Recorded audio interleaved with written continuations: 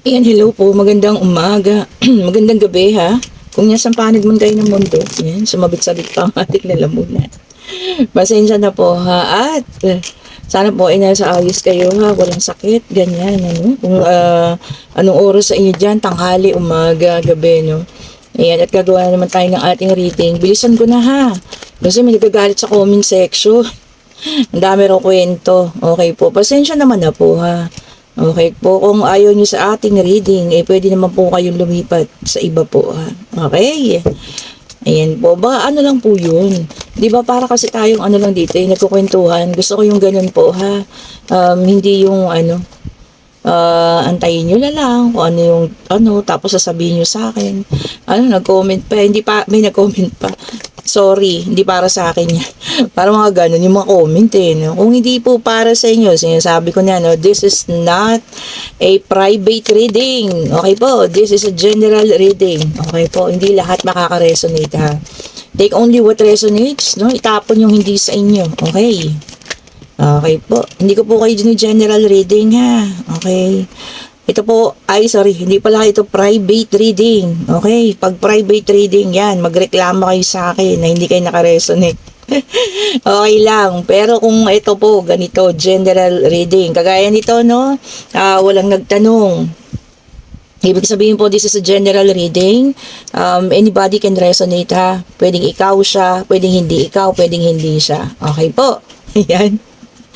Natutuwa lang ako kasi sa comment section natin may mga basher na ano, ba't ganun? Lumaki nga tayo, may mga basher na.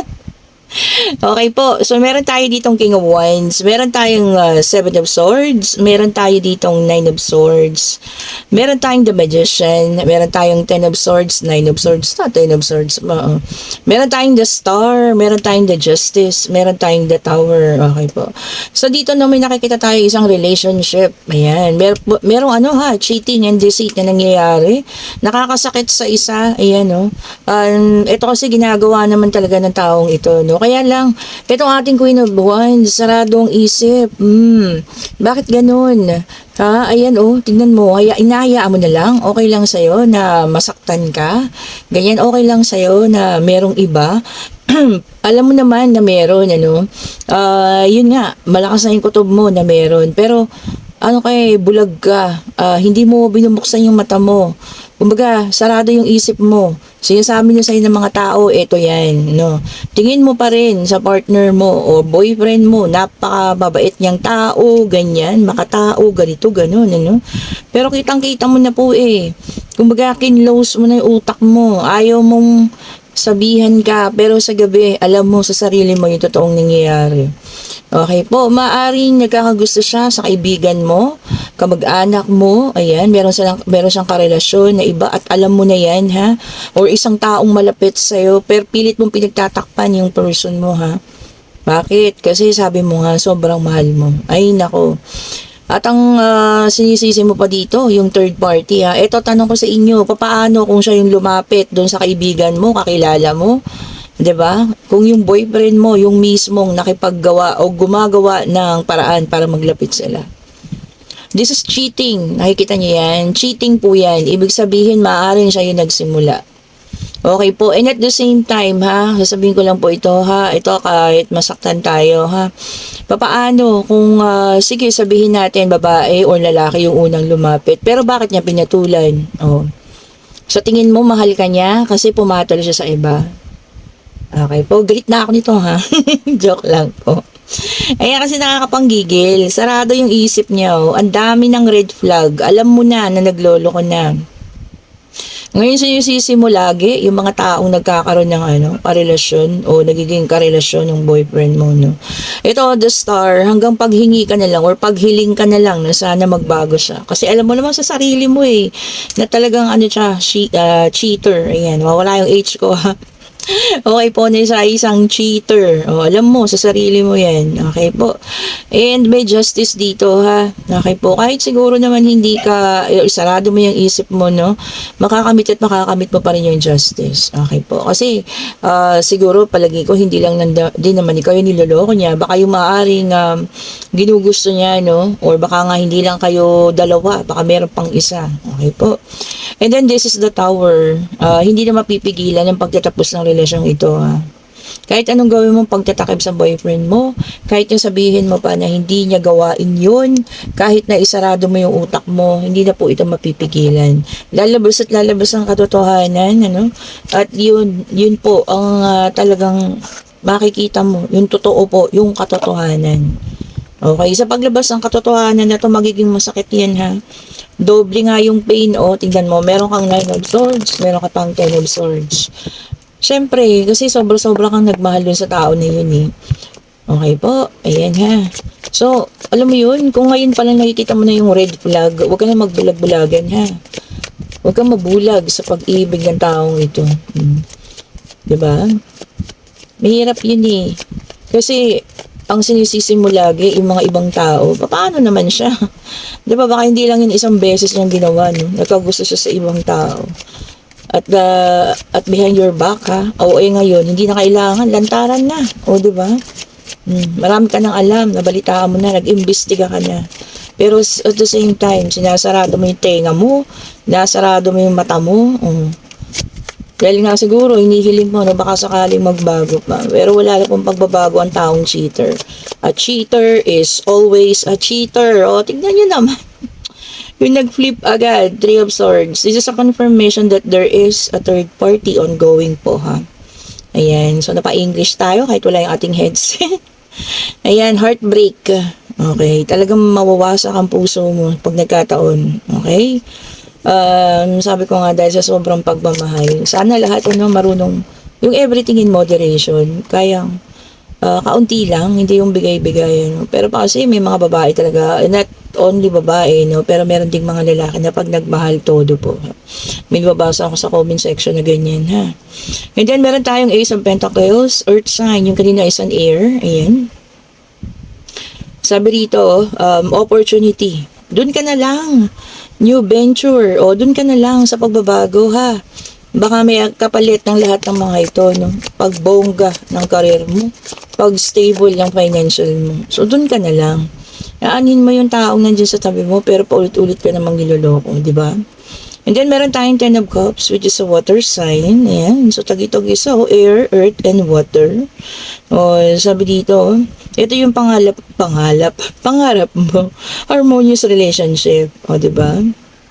And also, yung fulfillment. Kaso hindi baliktad no? So, ayan ha, maaari din naman makamit mo yung pangarap mo na yan na magkaroon ng harmonious relationship sa ibang tao po ha. Pwede nating subukan, okay? Umalis ka na po dyan sa sitwasyon na ganyan. Narcissist ang taong yan ha. Okay po, and then meron tayong 9 of Pentacles, which is an earth sign. Ayan, sabi dito, self-sufficiency.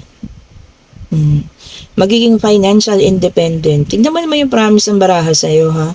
Once na naging, tawag dito, iniwan mo yung ganyang sitwasyon, financial independent, ayan. And eventually, makikita mo rin po yung inilaan sa'yo ng Divine Universe, whether it's a tao, it's a family, no? Na magkakaroon ka. Okay? So, okay po, no? Hindi ko alam kung bakit, pwede masabi talaga no? Bakit may mga tao nag-stay sa ganong relationship. Whether it's your best friend, kaibigan mo, yung kanyang ka-fling ngayon, isipin mo rin, sige, magalit ka sa kaibigan mo, pero isipin mo rin, bakit niya tinanggap, di ba? Bakit siya pumayag na makipagrelasyon sa taong yun? So, there's something wrong dun sa person mo rin po. Huwag natin isisi lahat dun sa kaibigan. So, both of them ay mali. Or kaibigan mo, or kamag-anak mo, no? Kung sino man yung ka-fling ng taong ito. And then, meron tayong 2 of Swords, which is an air sign. Ayan. So, ang kulang na lang natin is a fire. Lumabas na yung 3. Sabi rito, sabi niya, information overload. So, marami kayong malalaman. Maraming makikita. Di ba? Marami tayong makikita kung ano man ito. So, huwag natin ipagwalang bahala, ha? Especially yung mga kutob, yung mga red flags. Hindi naman magkakaroon ng ganyan kung hindi po kayo, alam niyo yun, kinukutuban, di ba? Matuto po tayo, ha. Matuto na tayo this time. Okay? And then, meron tayong the tower in reverse. Ito na, ang ating fire sign. Ayan. Ay, napakaganda. Sabi dito, fear of change. Wala lang takot sa pagbabago. Diba? So, ayun na, ma-overcome na, no? Overcoming the fear of change. So, may pagbabagong parating, ayan, at wala ka ng takot. Siguro sa sobrang dami mo ng hirap ng dinanas. Diba? Kumbaga, pinatatag na tayo ng panahon. Kaya nga, wala na tayong takot, ha? Ano pa ba? Yung dapat nating katakutan. Diyos ko, nakasurvive na tayo sa COVID, diba? Meron pa bang worse? Yes. Nasa Bible po yan na worse is yet to come. And then, meron tayong Ten of Swords, which is an air sign. Ayan. Painful endings. So, ang iba talaga, meron ng dapat bitawan, kailangan ng harapin ang katotohanan. Ano? So, painful endings. Wala namang ending na masaya. Meron bang happy ending? Sa pelikula lang po yun, ha? Lahat ng ending po masakit. Okay? Whether it's a love life, kung ano man yung ending na yan, masakit po yan, ha? Kasi ibig sabihin pagtatapos. And then, meron tayo Nine of Cups, which is a water sign. Ayan. Ano ito? Dissatisfaction. Ayan. Sabi niya, hindi ka masasatisfied sa kung anong meron ka. Diba? Kumbaga meron kang desire pa na kung ano man. Ano ba ito? Sa tao ba to? Financial? Okay lang kung mga financial kasi ibig sabihin paghihirapan mo pa, no? Para lalo kang lumago. Pero kung nadi-dissatisfied ka na sa isang tao, yun ang mahirap. Sana pag-usapan. Pwede naman pag-usapan yun, di ba? Kung may mga kulang. Ayan po. And then, meron tayong Ace of Wands, which is a fire sign in reverse. Ayan. Yung iba magkakaroon ng delay, ha? Delay sa delivery. Ayan, kung meron kang iniintay. Ayan. Delay sa pagdagdag ng sahod. Ayan po, ha?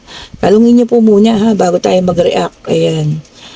Bakit na-delay? Baka meron problema, no? So, check niyo po muna. And then, meron tayong Knight of Pentacles, which is an earth sign. Ayan. So, yung iba dito, no, slow and steady lang. Ayaw muna ng mabilisan. Gusto muna nila yung slow and steady lang. Oo, okay din naman, Minsan, hinay-hinay din tayo. Mabilis ang takbo ng buhay. Pero minsan, bagalan din natin, baka kasi sa sobrang bilis, mapagod tayo, Yun yung mahirap. Lalo na if mahapo ka, mapagod ka na sa sitwasyon. Okay? So, bagalan din natin. Take it slow, ika nga. Then, meron tayong Page of Cups in reverse, which is a water sign. Ayan. Emotional maturity. Yung iba sa inyo, ha? Talagang magiging mature na. Especially sa emotions, which is good. Okay po. Hindi na yan tayo kumbaga, na konting away lang, nagwawala, di ba? Nakikita kung saan nag-aaway. Di ba? Tama nga naman, maturity. Ilagay natin lahat sa lugar po, ha. Whether kung may problema kayo, meron namang lugar na pwede kayong mag-usap na dalawa po na maayos. And then, meron tayong Four of Wands in reverse, which is a fire sign. Okay, so sabi rito, breakdown in communication. Ano ibig sabihin ng breakdown? Mapuputol na ang inyong komunikasyon. May isang maglalag out. Ganun ba yun? O merong isang ayaw na, bigla-bigla na lang hindi sasagot sa mga tanong mo, sa chat mo, no? Ang hirap ng ganun kasi, ano ka nun iiwan ka niyang nakahang. Di ba walang kasagutan? Ayan po, ha. Napakahirap po ng mga ganun, lalo na kung kayo babae, whether no gender specification, sabi ko nga, LDR kayo, tapos wala kang malalaman, bigla-bigla na lang ika-cut off yung communication, nakikita mo na lang, naka-block ka na, no? Yung mga ganun, ang hirap po. Hindi mo alam kung anong nasabi mo, hindi mo alam kung ano yung mali sa ginawa mo, di po ba? Marami pa rin naghahanap ng closure. Pero siguro, no, lagi ko nga sinasabi, yun na siguro yung pinaka-the best na closure. Yung hindi nyo na malaman kung ano po yung nangyari, no? Para mas less yung sakit. Ika nga, no? Ayan, and sa ating situational reading, kung sino ka man na sabi ko nga sinarado mo na yung utak mo dyan sa taong yan. Alam mo na, kita mo na yung red flag, pero wala kang pakialam, okay? Siya at siya lang iniintindi mo, sa kanya ka naniniwala. Okay po, sana magising ka na, no? Kasi pagdating ng araw at talagang nagkaroon na yung taong yan ng isang taong gugustuhin niya na talagang makasama niya, iiwan at iiwan ka po niya, ha? Okay, mas mabuti na yung mauna ka na bumitaw sa taong ito kaysa yung ikaw yung iwanan na lugmok ka. Ha? Tignan mo yung magiging sitwasyon po. Okay? So magtanong na, no? Pag-ibig, financial, pangyayari, ayan. Spirit guide, ibigay mo po ang kasagutan sa kanilang mga katanungan. Ito na siya, hindi natin pipigilan. And yes po ang sagot. Ayan. Ang iba sa inyo, tayo parehas, Knight of Pentacles, makakakilala, no? Ng isang taong pasensyoso. Ayan. Loyal, my God.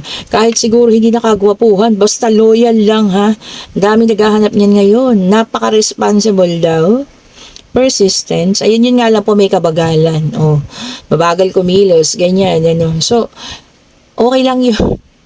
'Di ba? Basta alam niyo sa sarili niyo na kayo lang po yung minamahal. Okay? And yes po ang sagot. Yan. And kung nagugustuhan niyo ating reading, pa-like, pa-subscribe, pa-share, and hit the notification bell para lagi kayong updated sa mga bagong videos natin. Konting-konti na lang. Mag-8,000 na tayo. Thank you so much po, ha. 8,000 subscribers. Ayan. And sa umahabol ang TikTok ko. Ang TikTok ko naman, malapit na tayo mag 10,000 followers. Ayan. Thank you so much po, ha. Sa lahat ng mga naniniwala. Sa lahat po ng mga sumusuporta nung una pa lang. Ayan. Sa mga nagbabalik. Sa mga bago. Sa mga kausap ko sa Messenger. Ayan. Ano. Hindi naman tayo madamot. Kung meron namang gusto silang itanong, ayan, ano. Kung meron silang gustong malaman, lalo na sa ating mga products, okay po, makakausap niyo ako, ha. Wag lang po yung busy ako kasi alam niyo naman, may sarili po akong hanap buhay, ayan. Hindi ko pwedeng bitawan ang aking hanap buhay para sa YouTube. Hindi pa po pwede, okay. Siguro kapag kamilyon na yung subscribers natin, ayan, talagang 24 oras po totok tayo dito sa YouTube, sa TikTok natin, and sa Facebook po. Maraming salamat po ulit. Ayan, sana ngayong araw na to ma-achieve natin yung 8,000. Hindi ko alam kung 4 o 6 na pirasong katao na lang mag-subscribe na kayo. Okay po. Ayan, thank you so much po for watching. Sa lahat ng mga nakasama ko, no, sa simula, nung 100 pa lang tayo. Ayan, maraming salamat po sa inyo. Naging 1,000 tayo. Salamat po ulit. 2,000. Ayan, hanggang so on and so forth na ngayon po ay mag-8,000 na tayo. Thank you so much po, ha. Ayan po, sumali kayo sa aking pa-birthday game, ha. Parang regalo ko na po sa inyo yan. Isang set ng Evil Eye po ang mapapanalunan ninyo. Hulaan nyo lang po kung kailan ang birthday ko. So, hindi ko birthday ang January. Hindi ko po birthday ang February. Ayan, alam nyo na. Okay po, hulaan nyo na lang yung date kahit wala ng year. Thank you so much po, ha. And then sasabihin ko mismo kung kayo yung nagwagi sa susunod na video. Bye-bye po sa inyong lahat.